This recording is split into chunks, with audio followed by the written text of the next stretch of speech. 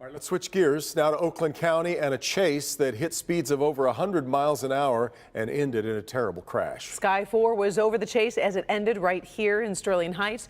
We want to get to Mara McDonald, and Mara, you just... Our chopper rolling as this multi-county police chase is about to come to an end. You can see as the driver loses control. This is the aftermath on the ground near 16 and Dodge Park. Car parts are on the sidewalk. It looks like a bomb went off. According to MSP, the man behind the wheel of this SUV and his passenger were wanted on an armed carjacking and several other incidents in Detroit and East Point. He led multiple departments through multiple cities, starting in Detroit, heading up the Southfield Freeway into Oakland County, and ultimately heading through Troy and through neighborhoods, not just main roads. You can see him going off-road from the chopper on his way into Sterling Heights, going at some points 115 miles an hour. He loses control here, somehow managing not to hit anybody else.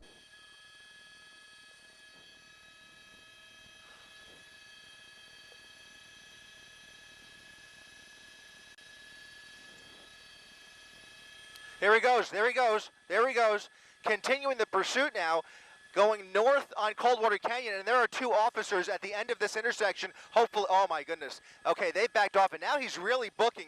I've got to tell you, as this pursuit has now continued, there's a second pursuit that's coming this way. LA County Sheriff's Department has initiated a pursuit in WeHo that ended up on the 101 freeway that's just passing Lancashire, coming this way as well. So I just want to give you that little bit of background that we're following simultaneously as this pursuit continues right through that red light there, northbound on Coldwater Avenue past Sherman Way here, and all of those officers in that 7-Eleven parking lot have to quickly get back in their vehicles and continue this pursuit. You can see the night sun coming from overhead. That's LAPD's airship, which has been doing really tight orbits this whole time during the duration of that little mini standoff, and once that officer approached the vehicle or approached that light pole, and it looked like he may have been using that non-lethal rifle, that's when he basically spooked the suspect, and this guy just decided to take off. You saw that, and you see just how fast he was going on Coldwater, now going a little bit slower on Satakoy Street. So he's now going east, and when he actually took off, it looks like that spike strip actually succeeded in disabling that left rear tire. I can't tell you for sure whether that was successful. Yep.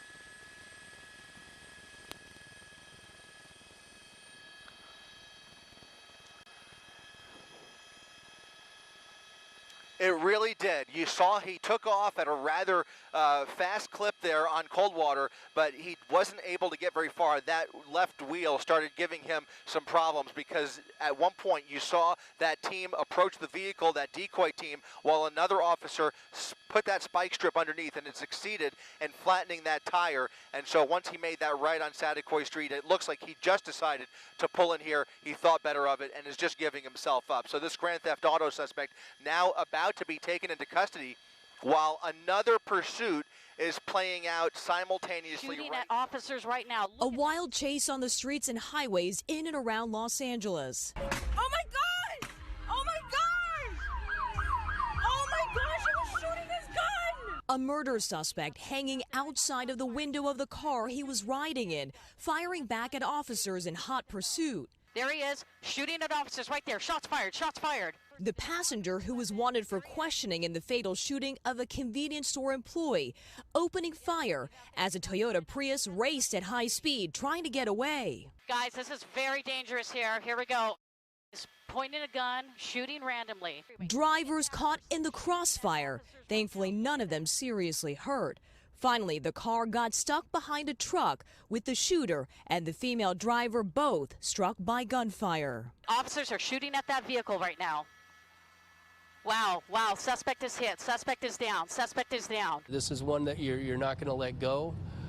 He has to be stopped. He's in immediate danger. Look at this. He's going to ram him. Oh, he hits the bumper. The driver of this red Dodge minivan ran from police this afternoon, giving officers nearly all they could handle.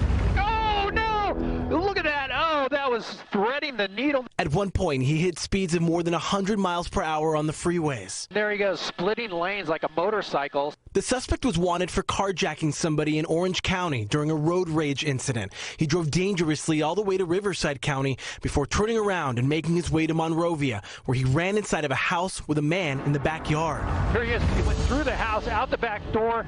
Oh, look at this. Oh, Instead, no. the suspect was back on the freeway, the 210, when he decided to get off in Arcadia, trying to squeeze through cars that were in his way. Unbelievable. Now what is he going to do? Try to ram him? Oh, no!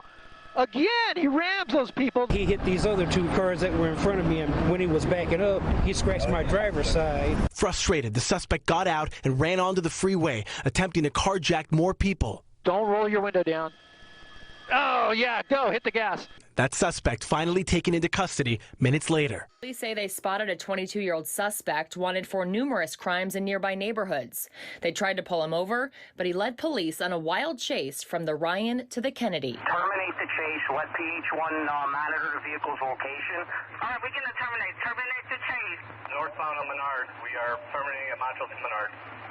Police continued to track the suspect. The 22-year-old eventually crashed a Jeep at Irving Park and Keystone, hopped out, and ran to a nearby gas station where he jumped into a running SUV and took off with police clinging to the side. Police continued to pursue the suspect until an officer crashed at Irving Park and Ashland. This crash about 18 minutes after the chase was initially called off. The suspect continued on to the 800 block of South Pershing, where he crashed and was arrested after a brief foot chase. And that makes it just that much worse. But now he's back on a major here. This is Little Mountain Drive, and the pursuit will continue here northbound on Little Mountain Drive as he goes underneath the 210 freeway, I believe that is. And he's going to continue beyond that, but less traffic on this road, which is good news. Yeah, Gail, can you give us, can you clock speeds once again for us? So we're at Little Mountain and Bussey Street, Little Mountain Road or Drive and Bussey Street. He just crossed there, but he's traveling at such a high rate of speed. I'm going to try to bring in the map, the radar speedometer, I should say, for you so that you get a better idea of the speeds. Now he's slowed down quite a bit. Well, we might not need it because here it comes to a stop here, a sudden stop. The driver... I'm hearing, my pilot Mike Rodriguez is hearing from the airship overhead that the driver may have tossed out a weapon, and now they have the canine ready. So it looks like the gun was thrown out just moments ago. I didn't see that happen. Maybe you guys saw it at home.